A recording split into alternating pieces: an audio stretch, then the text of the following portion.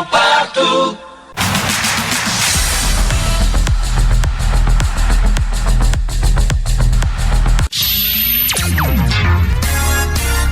Ici, la voix française du sud-ouest de Montréal.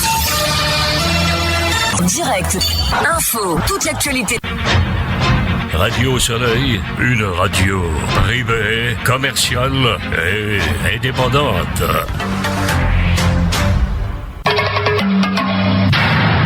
Les nouvelles avec Richard Noël.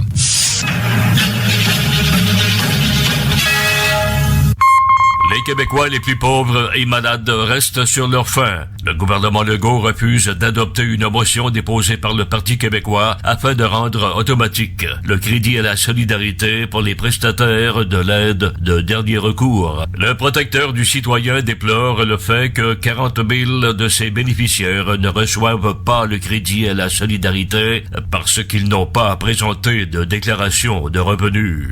Dossier des médecins spécialistes. Le premier ministre Legault qualifie la situation de sérieuse. Il veut tirer un trait rapidement sur les pourparlers avec les médecins spécialistes. Le projet de loi sur l'abolition des commissions scolaires déposé par le ministre de l'Éducation prévoit que les communautés anglophones conserveront leurs élections au suffrage universel, contrairement aux établissements francophones. Si la pièce législative est adoptée, les commissions scolaires seront transformées en centres de services scolaires, administrés par des conseils composés de parents, de membres de la communauté et de représentants du personnel. La taxation par l'État des biens commandés sur l'Internet à l'extérieur du Québec n'obtient pas le succès escompté. Le ministre des Finances avoue que le projet pilote en cours actuellement n'est pas satisfaisant. Le premier ministre Legault présente des excuses aux Premières Nations pour les préjudices que les législations leur ont causés au fil des années. Campagne électorale fédérale. Les sondages révèlent que le Parti conservateur et le Parti libéral sont toujours à égalité sur le plan des intentions de vote. L'absence du premier ministre François Legault aux funérailles de l'ancien président français Jacques Chirac à Paris aura été remarquée compte tenu des relations étroites et privilégiées entretenues depuis des années entre la France et le Québec.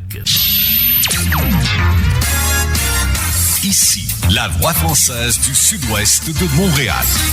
Radio Soleil 100,1. Élection fédérale, perspective d'un parlement presque semblable à ce qu'on avait avant la dissolution de la Chambre des communes. 36 jours et 600 millions de dollars plus tard, les Canadiens éliront probablement un parlement en tout point semblable à celui qui était en place le 14 août dernier.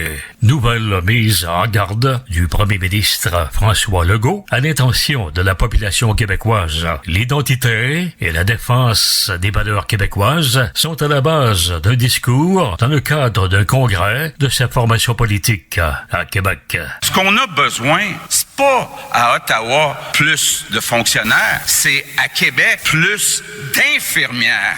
Les valeurs québécoises, c'est pas à Ottawa, ça va se décider ici, avoir des pouvoirs additionnels. C'est une question de survie pour notre langue, s'ingérer dans nos compétences. Il y a des limites, là. On est un rempart pour notre cohésion nationale. C'est le temps de défendre notre cohésion nationale. À ce sujet, une brève analyse de Michel David du quotidien Le Devoir. On savait que M. Legault préférait un gouvernement conservateur, un conservateur minoritaire de préférence. Ça a toujours été évident. Le message est absolument clair. Il a dit que les nationalistes ne devraient pas voter pour ce gouvernement-là, ce gouvernement libéral, ce parti-là. Est-ce que ça va marcher? Dossier du coronavirus. Les nouvelles infections se comptent encore par centaines sur le territoire québécois. Le nombre de mortalités est en augmentation. La CHSLD sont témoins d'une pénurie de personnel.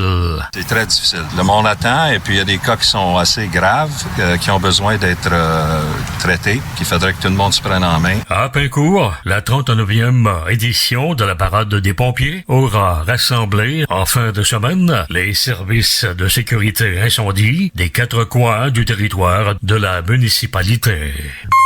Le constructeur du réseau express métropolitain ne se plaint pas seulement des retards liés au tunnel du Mont-Royal.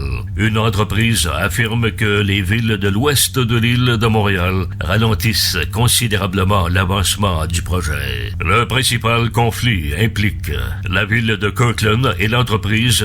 Il concerne l'endroit où seront construits les piliers devant supporter les voies aériennes du réseau express métropolitain. Kirkland n'est pas la seule municipalité à être ainsi en conflit avec le constructeur. Il concerne l'endroit où seront construits les piliers devant supporter les voies aériennes du réseau express métropolitain.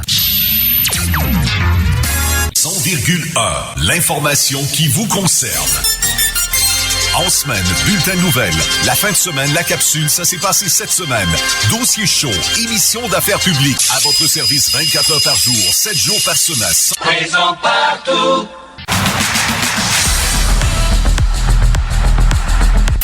À CJBD-FM 100,1, l'actualité se présente sous un jour différent. Elle est rapide et concise. Une nouvelle façon d'informer sur les ondes d'une radio différente. CJBD-FM 100,1. Votre principal canal d'information.